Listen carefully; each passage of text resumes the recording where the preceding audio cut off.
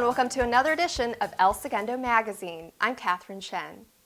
For many, sailing is the ultimate adventure. Certainly that is the case for one Segundo High School student who has been sailing nearly half her life. Molly Perlman set sail with this adventure seeker to find out more about her and how other Segundo High School students can jump aboard this best-kept secret. King Harbor Yacht Club in Redondo Beach. It's where many locals come to enjoy the world of sailing. It's where Segundo High School student Margot Acuno discovered her passion for sailing when she was just 8 years old.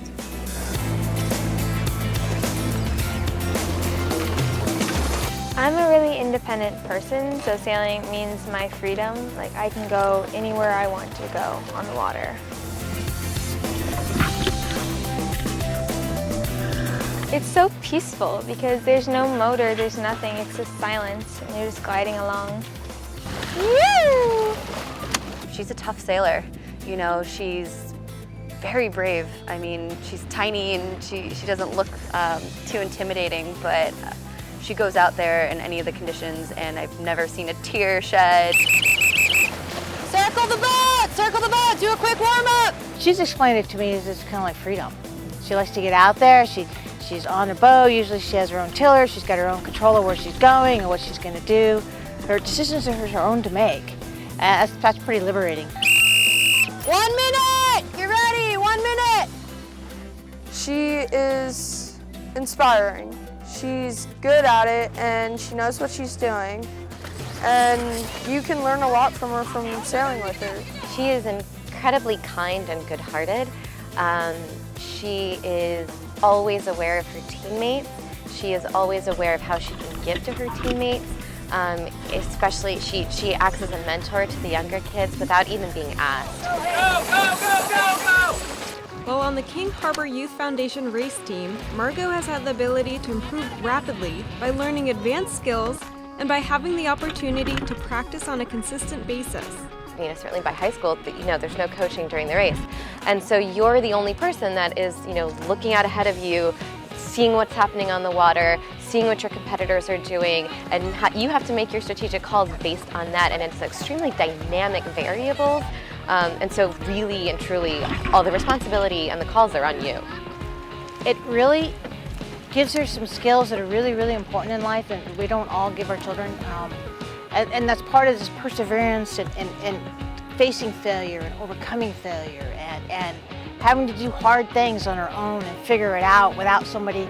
I can't fix it for her. I'm literally often, a couple of miles away. I can't fix it. She has to self-advocate. And there's just a lot of soft skills that you have to learn to be a decent sailor, and that she's learning, and that's part of what this whole experience is. So I find that very rewarding as a parent to see that.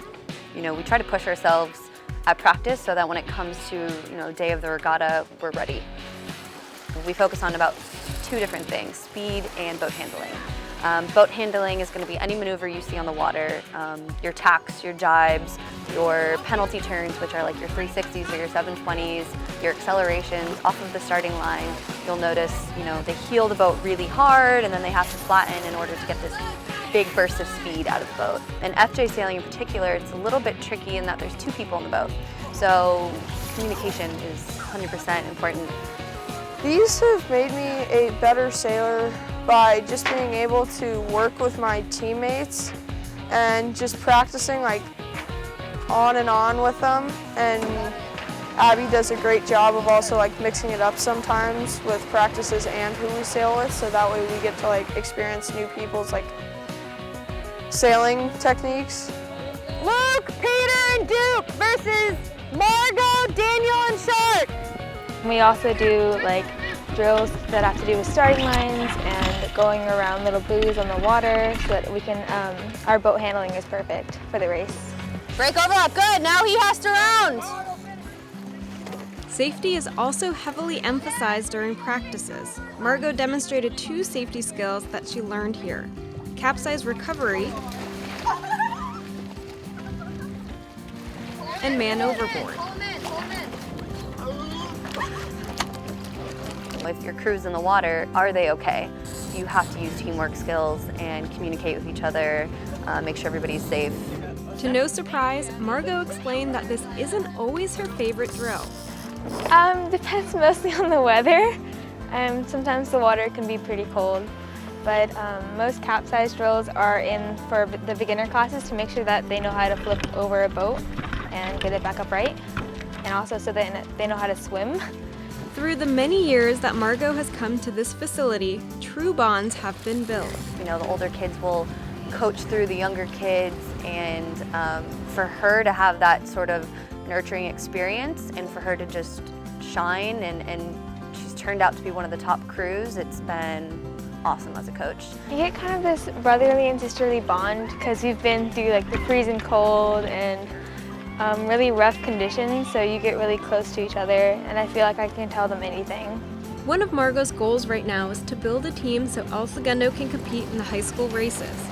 Through the King Harbor Youth Foundation, Redondo Union, Maricosta, South Torrance, and Rolling Hills Prep are the only local high schools with race teams.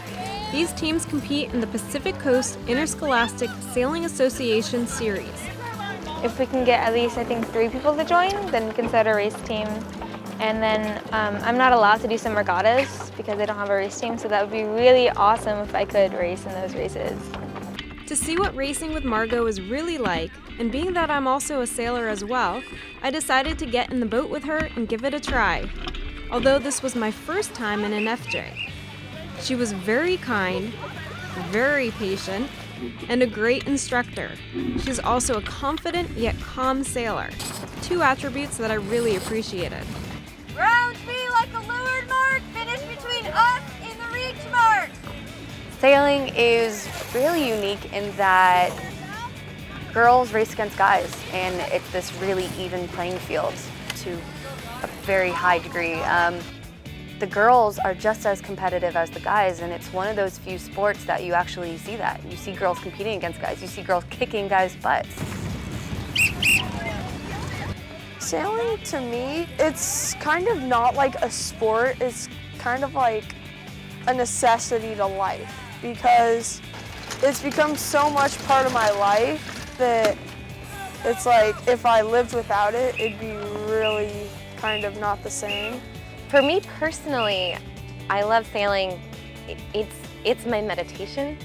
And it's the only thing that quiets my mind. And it's the only, if I have a terrible day, it doesn't matter. I go out sailing, it's gone.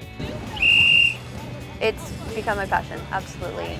It's such a humbling sport in that I'm still learning things every single day, and I get to see 80-year-olds going out there kicking my butt. It's just it's a great sport. The foundation is a nonprofit, and their mission is to provide access to the sport of sailing to local girls and boys 8 to 18 years old of all backgrounds. They gave out over $5,000 in scholarships last year, let alone. Our race team program is deeply subsidized through fundraising, grants, private donors, corporate sponsors. We really strive to give these kids a home here, and we don't want finances to be the reason why a kid can't sail. To whatever extent possible we can, we try to remove that barrier. Watching Margot on the water, you can clearly see her passion for the sport. And when she shared her goals for the future, it didn't sound as though she'll be stopping anytime soon. I just hope that it's my hobby all my life. I'm not expecting to be a professional. I will maybe want to be an author and just sailing on the side. For El Segundo TV, I'm Ollie Perlman. To find out more about local sailing opportunities through the King Harbor Youth Foundation, visit khyf.org. Here's a car museum that will actually take you for a ride in their valuable cars. Michelle Mizell Archer hops in at the Automobile Driving Museum.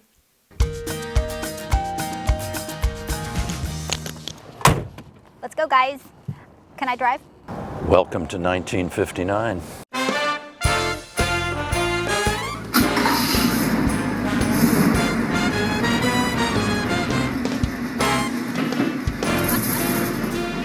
As far as we know, we are the only museum in the country, I don't know about the world, that has a ride program like this where people can come and take a Sunday ride in a vintage car. But we are the only people crazy enough to take members of the public out in our cars and let them come into the museum look at the cars, touch the cars, sit in the cars. This is the only place that does that. And all for just a suggested donation of $10 a person. And how has that worked out for you guys so far? Spectacularly. It's a great draw for us. It's a lot of fun for our guys. Our docents who come by here Sunday, they get to drive cars from the 10s, the 20s on up to the 80s. It's an experience you can't have anywhere else. So what's your favorite car, Jerry? The 1931 Model A is my favorite. It's just adorable. The Model A was $455. It had a very powerful 40 horsepower motor. It's got a rumble seat, and it just looks spectacular. Zoom, zoom.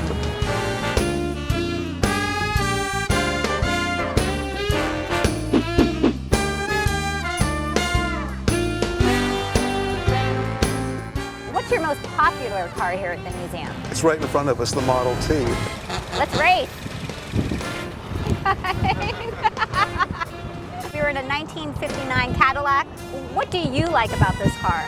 Oh, this particular car is absolutely the high point of automotive extravagance in American history. It's the pinnacle of the tail fin. If you look out the back, you'll see those awesome appendages.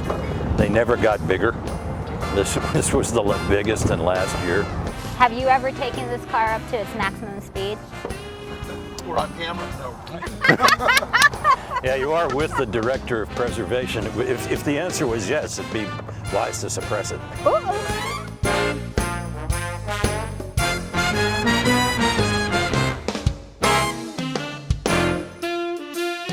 Tell me a little bit about the museum. You guys have quite a collection of cars. We have approximately 140 cars total in the collection. We have about 70 drivable ride cars, and we rotate them so that each car gets to perform 1/70th of the time. So this car won't be out again for about 3 months. You have a repair shop here as well, yes? We have our own facility where we do, through our docent mechanics and our full-time employed mechanic, we do the repairs which do not require highly specialized or expensive tools. I was talking to one of your volunteer mechanics earlier today, and he said that you guys bring in lunch for them and that's how they get paid. That's a pretty good deal. Okay guys, so if you want to go for a Sunday drive here in beautiful El Segundo, head on down to the Automobile Driving Museum and you'll get a chance to take a ride in one of these beautiful vintage cars. Thanks, Tom. You're welcome. Thanks for coming.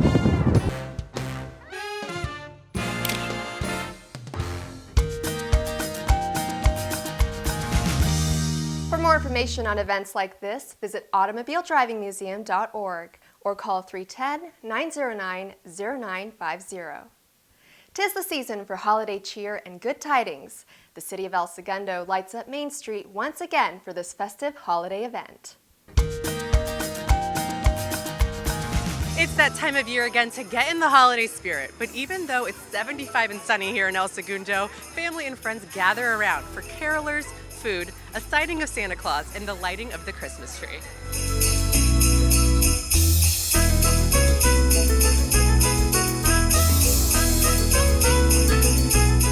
Families and children line up to see the main attraction of the night, Santa Claus. But how long were they willing to wait? So, you're here with your two kids. How long have you been waiting in line to see Santa? Over an hour. Oh my God, so this thing is wrapping around. How much longer do you think it's gonna take? Probably another half hour.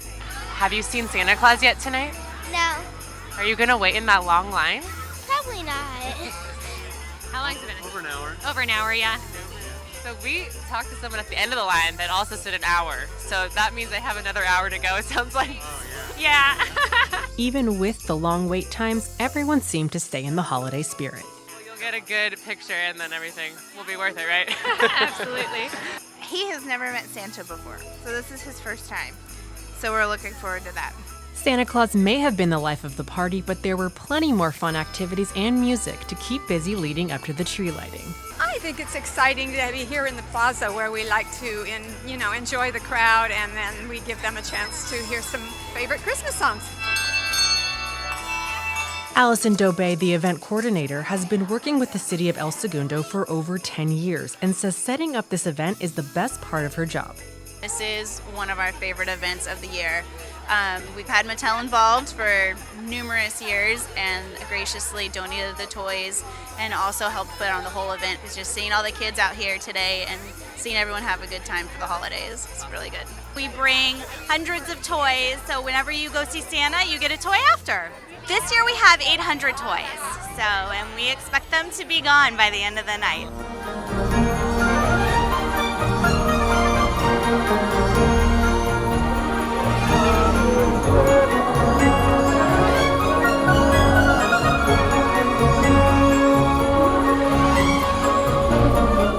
We're very fortunate to be able to gather as a community tonight with our friends and our family, people who come to visit.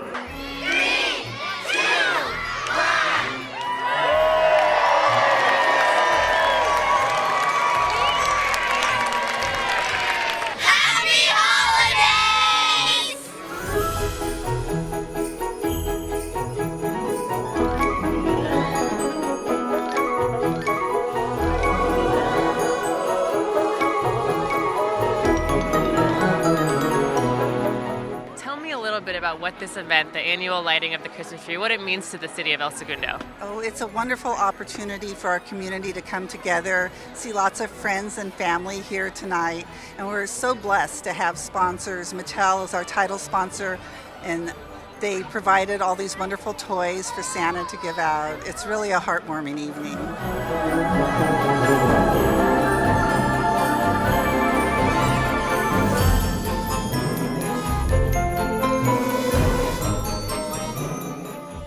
Segundo TV, I'm Camelia Senemar.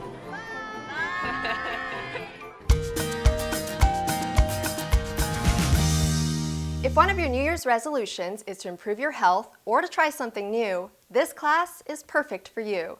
We headed to the Jocelyn Center to try out an incredibly relaxing workout. And just try to slow your breathing down and focus on what you're doing and just kind of zone out. It appears calming, but Pilates is a real workout for your body. And then again, just pulling the abdominals in, tilting the pelvis. It works on your core, but what I like to think of Pilates is it makes you work the muscles that you don't really want to work. So when you work out at the gym, you're going to use your big muscles, and then when you come to Pilates, I'm going to force you to work the muscles that you really don't normally touch. So a lot of lower abdominal, a lot of oblique work, and we also do some relaxation too. Relax your shoulders, Shen. Good, and then just stretch. Increased flexibility, but posture definitely. I can feel it when I walk, just how you carry yourself, because after doing it for, repeatedly, it becomes muscle memory. So you'll hold yourself differently, or if you catch yourself kind of slouching in, you'll correct it. Victoria Samia has taught Pilates to people of all ages and body types. From really elite athletes, men, women, and then grandmothers, people who are rehabbing injuries. I even had somebody who had torn both Achilles tendons, and she came in her wheelchair, got out of her wheelchair, got down on her mat, and did the entire class. So literally anybody can do Pilates. If this hurts your shoulders, you put your hands underneath your forehead. Abs are in tight. One more time. Using controlled movements, Pilates improves the body's flexibility, strength, and endurance. I had a very bad lower back. I've been a runner, I was a dancer, I'm a personal trainer, and my lower back was terrible. I tried everything, acupuncture, PT, massive doses of medicine, and Pilates, I'm now pain-free, I can run again. It's not an overnight cure, but it definitely can be part of your arsenal to help improve your whole body and your whole way of life. After my first class, I walked out and I said, I feel taller. So I said, I gotta go back. And every time I leave, I feel taller. My body has increased the core strength and my posture's better. I walk around straighter. And even when she's seen me walking my kids to school and she says, I knew it was you. I could tell by the way you were standing up straight. It's really neat to see how it's changed the way I carry my body. 3, 4, 80. Inhale, 2, 3, 4, 5, and exhale, 2. Many of Victoria's students have been taking her classes for years. I've been doing this for over 10 years. I had convinced friends from work to come, and throughout the years they had come and taken it when they were here. She's amazing. I never get bored. She always comes up with something new and different. Even though we're doing a lot of the same movements, she comes up with new ways.